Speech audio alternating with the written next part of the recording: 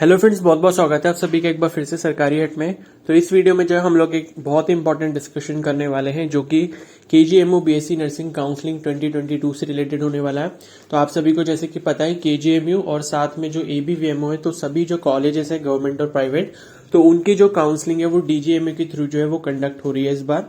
तो इस वीडियो में जो हम लोग डिस्कशन करेंगे वो डिस्कशन हमारा रहेगा सिक्योरिटी फीस के ऊपर। ठीक है, तो सिक्योरिटी फीस और जो रजिस्ट्रेशन फीस है उसका क्या क्राइटेरिया है, किस किस केस में वो रिफंड होगी, कितनी बार आपको कितने टाइम के लिए पे करनी होगी, और मतलब आप अगर मल्टीपल टाइम जो है पार्टिसिपेट करते हो काउंसलिंग में तो क्या आपको जो है multiple time counselling security fees जो वो पे करनी पड़ेगी, यानी कि फर्स्ट राउंड में अगर आप पार्टिसिपेट कर रहे हो तब पे करनी है, क्या सेकंड राउंड में भी आपको पे करनी पड़ेगी या नहीं करनी पड़ेगी।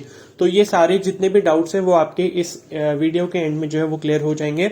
तो मैं जो आपको ये इन्फॉर्मेशन प्रोवाइड कर रहा हूँ ये मैं प्रीवियस ईयर के जो काउंसलिंग इंस्ट्रक्शंस की पीडीएफ थी तो उसके थ्रू आपको करने वाला हूँ, यानी कि जो काउंसलिंग का जो इन्फॉर्मेशन बुलेटिन रिलीज हुआ था एबीवीएमओ की तरफ से, तो उस केस में मतलब क्या क्या क्राइटेरिया रखा गया था सिक्योरिटी फीस को वापस करने के लिए और सिक्योरिटी फीस को चार्ज करने के लिए। ठीक है, तो उसी के थ्रू मैं आपको बता रहा हूं इस साल अगर कोई भी उस क्राइटेरिया में चेंज आएगा तो वो मैं आपको अपडेट कर दूंगा उसके बारे में भी। लेकिन हम ऐसा मान के चल रहे हैं कि प्रीवियस ईयर के अकॉर्डिंग ही क्राइटेरिया रहेगा, क्योंकि फीस वगैरह जो भी है जो काउंसलिंग के इंस्ट्रक्शंस आए थे, जो शॉर्ट नोटिस रिलीज हुआ था जिसमें आपका शेड्यूल था, तो उसमें जो सिक्योरिटी फीस और रजिस्ट्रेशन फीस थी वो प्रीवियस ईयर के बराबर ही थी। तो इस साल जो उसके रूल्स और क्राइटेरिया है वो भी वैसे के वैसे ही होंगे, लेकिन फिर भी अगर कोई चेंज आएगा तो मैं आपको उसके बारे में जरूर अपडेट कर दूंगा। ठीक है, तो आप अपनी स्क्रीन पर देख सकते हो ये अटल बिहारी वाजपेयी चिकित्सा विश्वविद्यालय उत्तर प्रदेश लखनऊ कंबाइंड एंट्रेंस 2021। ठीक है,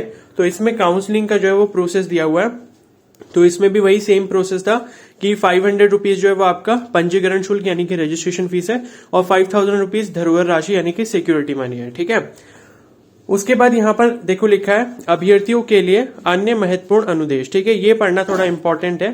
तो पहला वाला छोड़ देते हैं, उसमें काउंसलिंग की पिछले साल की डेट दी है। सेकंड भी छोड़ देते हैं मतलब ऑनलाइन पेमेंट स्वीकार रहे, ये आपको पता ही है, ऑनलाइन ही पे करना होगा आपको सिक्योरिटी फीस और रजिस्ट्रेशन फीस। उसके बाद यहाँ से थर्ड पॉइंट से हम लोग पढ़ते हैं जो इसके क्राइटेरिया है। काउंसलिंग में सम्मिलित होने के लिए रजिस्ट्रेशन शुल्क 500 नॉन रिफंडेबल तथा धरोहर धनराशि 5000 कुल रुपए 5500 जमा करना होगा।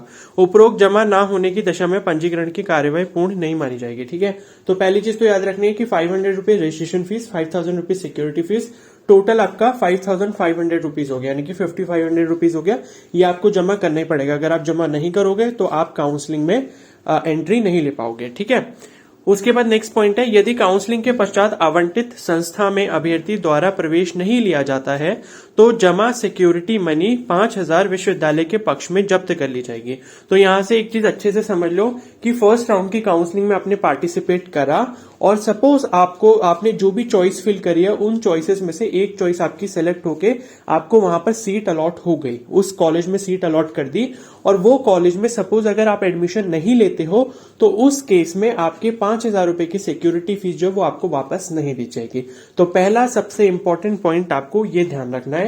तो इससे हमें ये सीखने को मिलता है कि हमें जो चॉइस फिलिंग करनी है वो सिर्फ उन्हीं कॉलेजेस की करनी है जहां पर हमें एडमिशन लेना है। जहां पर हमें एडमिशन नहीं लेना वहां वो चॉइसेस जो है जबरदस्ती फिल करने का कोई फायदा नहीं है। सपोज आपने अगर कोई भी चॉइस जो है वो अपनी बिना मर्जी की जो है फिल कर दी, आपका मन नहीं है उसको फिल करने का, लेकिन फिर भी आपने सोचा कि चलो भर के देख लेते हैं, क्या पता मिल जाएगा, बाद में देखेंगे, तो एडमिशन लेना है कि नहीं लेना। तो सपोज अगर वो ही कॉलेज मिल गया जो आपको नहीं चाहिए था, तो अगर वो मिल गया और फिर आप वहां पर अगर एडमिशन नहीं लोगे क्योंकि आपका मन पहले से ही नहीं था, तो उस केस में आपके 5000 रुपीज की सिक्योरिटी फीस जो वो आपको वापस नहीं की जाएगी। इसलिए आप सभी से रिक्वेस्ट है कि जब सीट मैट्रिक्स आएगी अच्छे से उसका एनालिसिस करना, उसके बाद मतलब जो भी आपको चीजें करनी है मतलब आपको लिस्ट बना लेना, उसके बाद ही चॉइस फिलिंग करना कि मुझे ये कॉलेज जो है सिलेक्ट करने हैं। फालतू के कॉलेज सेलेक्ट करने का कोई फायदा नहीं है। ठीक है, जिसमें आप एडमिशन लेने के इच्छुक हो उन्हीं कॉलेजेस को सिलेक्ट करना, ताकि आपको ये सिक्योरिटी फीस वापस मिल पाए अगर आप वहां पर जाके एडमिशन लेते हो। ठीक है, तो पहला पॉइंट आपको ये समझ आ गया कि अगर फर्स्ट काउंसलिंग में आपको सीट अलॉट हो गई किसी कॉलेज में जो आपने सेलेक्ट करा है और फिर अगर आप वहां पर एडमिशन नहीं लोगे तो 5,000 रुपए की सिक्योरिटी फीस आपको वापस नहीं की जाएगी। ठीक है, और एडमिशन ले लोगे तो वापस हो जाएगी। यदि अभ्यर्थी काउंसलिंग के द्वितीय चक्र में प्रतिभाग करना चाहता है तो उसे पुनः सिक्योरिटी मनी 5,000 जमा करना होगा। ठीक है, तो देखो ये जो लाइन लिखी है ये उन कैंडिडेट के लिए लिखी है जिन्होंने पहली काउंसलिंग में पार्टिसिपेट करा, उनको सीट अलॉट हुई, सीट अलॉट होने के बाद उन्होंने एडमिशन नहीं लिया तो वो 5,000 रुपए उनके चले गए। ठीक है, वो जब्त हो गए कॉलेज की तरफ से। उसके बाद फिर आपका अगर मन होता है कि चलो मुझे ये कॉलेज तो नहीं लेना था, अब मुझे फिर से सेकंड राउंड में पार्टिसिपेट करना है, तो उस केस में आपको 5,000 रुपीज की सिक्योरिटी फीस दोबारा पे करनी पड़ेगी।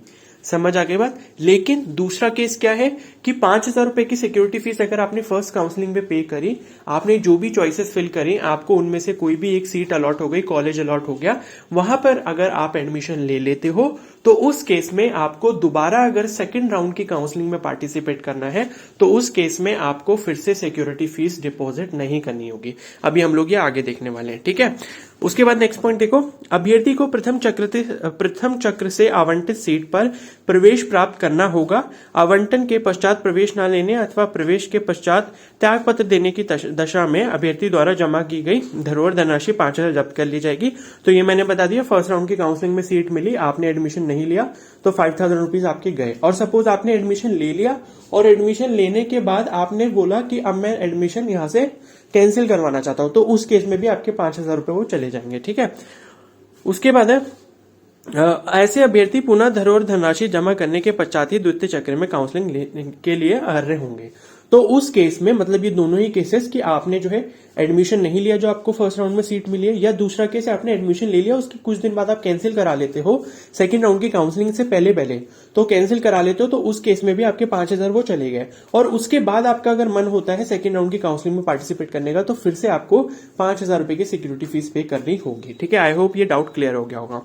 उसके बाद नेक्स्ट है, प्रथम काउंसलिंग से आवंटित अभ्यर्थी प्रवेश प्रक्रिया पूर्ण कराने के उपरांत ही द्वितीय काउंसलिंग हेतु सीट अपग्रेडेशन हेतु अर्ह होंगे। ठीक है, तो फर्स्ट राउंड की जो काउंसलिंग होगी जब वो पूरी कंप्लीट हो जाएगी उसके बाद ही आप सेकेंड राउंड की काउंसलिंग में पार्टिसिपेट कर सकते हो। फिर उसके बाद है, प्रथम चक्र की काउंसलिंग से अनआवंटित या प्रवेशित अभ्यर्थी द्वितीय चक्र की काउंसलिंग में प्रतिभाग कर सकेंगे तथा इन्हें पुनः धरोहर धनराशि सिक्योरिटी मनी जमा करने की आवश्यकता नहीं होगी। ठीक है, ये पॉइंट आपका फिर से एक बार मोस्ट इंपॉर्टेंट है कि फर्स्ट काउंसलिंग में से अनआवंटित या प्रवेशित अभ्यर्थी, ठीक है, तो इसका मतलब यह है कि अगर सपोज आपने जो भी चॉइस फिल करी थी फर्स्ट राउंड की काउंसलिंग में, तो उस केस में क्या हुआ कि आपको सीट अलॉट हुई ही नहीं। ठीक है, मतलब जो भी आपने चॉइसेस फिल करी आपको सीट अलॉट नहीं हुई। दूसरा केस ये है कि आपको सीट अलॉट हो गई और आपने क्या करा, उस कॉलेज में जाकर एडमिशन ले लिया। तो दोनों ही केसेस में क्या होगा, अगर उसके बाद आप सेकेंड राउंड की काउंसलिंग में पार्टिसिपेट करना चाहोगे तो आपको सिक्योरिटी मनी जो है दोबारा पे नहीं करना होगा। ठीक है, ये चीज यहां पर मेंशन की गई है। अभ्यर्थी प्रथम चक्र की काउंसलिंग से आवंटित सीट की द्वितीय चक्र की काउंसलिंग में रिशफल कर सकता है। ठीक है, तो फर्स्ट राउंड की काउंसलिंग में आपने सीट ले ली, उसके बाद सेकंड राउंड में भी आप रीशफलिंग के लिए जा सकते हो, यानी कि आपको सपोज अपनी सीट अपग्रेड करवानी है किसी दूसरे कॉलेज में तो अब आप कर सकते हो। द्वितीय चक्र की काउंसलिंग में से रीशफल होने के उपरांत पूर्व में आवंटित सीट रिक्त होकर किसी अन्य अभ्यर्थी को आवंटित हो जाएगी, अतः द्वितीय चक्र की काउंसलिंग से आवंटित सीट पर प्रवेश लेना अनिवार्य होगा। ठीक है, तो देखो आपने क्या करा, फर्स्ट राउंड की काउंसलिंग में पार्टिसिपेट कर लिया, आपने वहां पर कॉलेज में एडमिशन ले लिया जो आपको कॉलेज अलॉट हुआ था फर्स्ट राउंड की काउंसलिंग से। उसके बाद आपने सेकंड राउंड की काउंसलिंग में पार्टिसिपेट करा, तो पार्टिसिपेट करने के बाद होगा ये कि सपोज अगर आपकी सीट अपग्रेड हो जाती है, कोई आपको अच्छा, आपकी जो प्रायोरिटी लिस्ट थी उसमें ऊपर वाला कोई कॉलेज मिल जाता है, अच्छा कॉलेज मिल जाता है, तो होगा ये कि आपका जो पहले वाला कॉलेज जहां पर आपका एडमिशन हुआ था वो ऑटोमेटिकली कैंसिल हो जाएगा।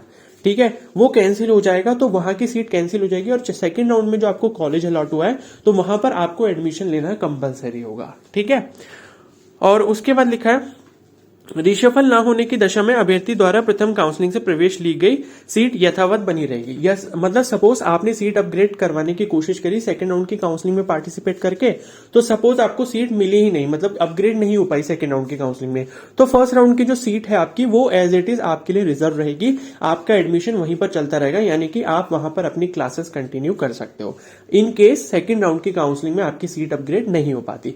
और इसी तरीके से आपका आगे भी प्रोसेस रहेगा कि सेकंड राउंड के बाद सपोज अगर आप मॉपअप राउंड में पार्टिसिपेट कर रहे हो या नेक्स्ट राउंड में पार्टिसिपेट कर रहे हो, तो उस पर्टिकुलर नेक्स्ट राउंड में सपोज अगर सीट अपग्रेड नहीं हुई, तो सेकंड राउंड में जो आपकी सीट रहेगी वहीं पर आप क्या कर सकते हो, वहीं पर आपका एडमिशन चलता रहेगा। ठीक है, वैसे शायद मॉपअप राउंड में उनको वो लोग एलिजिबल नहीं होते जिनको सीट ऑलरेडी मिल चुकी है। ठीक है, ऐसा कुछ होता है, तो वो उसके बारे में मैं आपको बाद में बता दूंगा।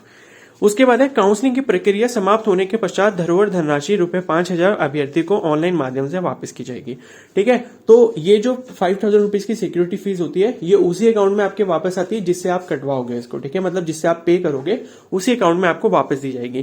काउंसलिंग में अभ्यर्थी को सीट आवंटित न होने की दशा में धरोहर धनराशि वापस हो जाएगी। मान लो अगर आपको किसी भी राउंड में सीट अलॉट नहीं होती है, तो आपके 5,000 रुपए वापस हो जाएंगे, लेकिन रजिस्ट्रेशन फीस जो है 500 रुपए वो आपकी हर राउंड में लगेगी, कैसा भी केस हो।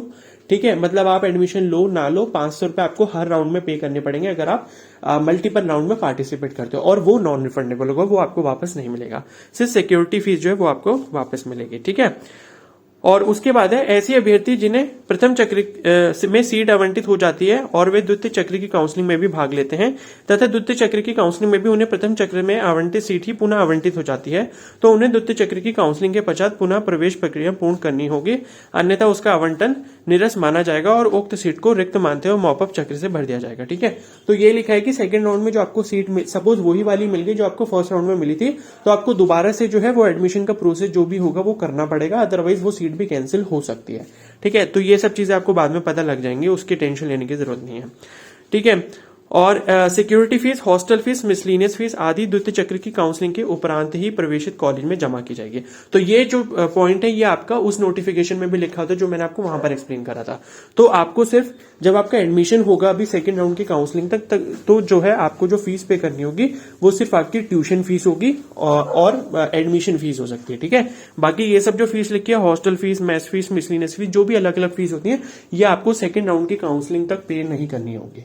क्लियर है, तो ये आपके सिक्योरिटी फीस और रजिस्ट्रेशन फीस से रिलेटेड इंपॉर्टेंट पॉइंट्स है। आई होप अब आपके सारे डाउट्स क्लियर हो गए होंगे। क्लियर है, तो कोई भी डाउट है तो आप मुझे कमेंट सेक्शन में बता सकते हो या फिर मुझे इंस्टाग्राम पे मैसेज कर सकते हो। मेरा इंस्टाग्राम का जो लिंक है वो मैंने कमेंट सेक्शन में पिन किया हुआ है, और चैनल को जरूर सब्सक्राइब कर लो और बेल आइकन को प्रेस कर लो।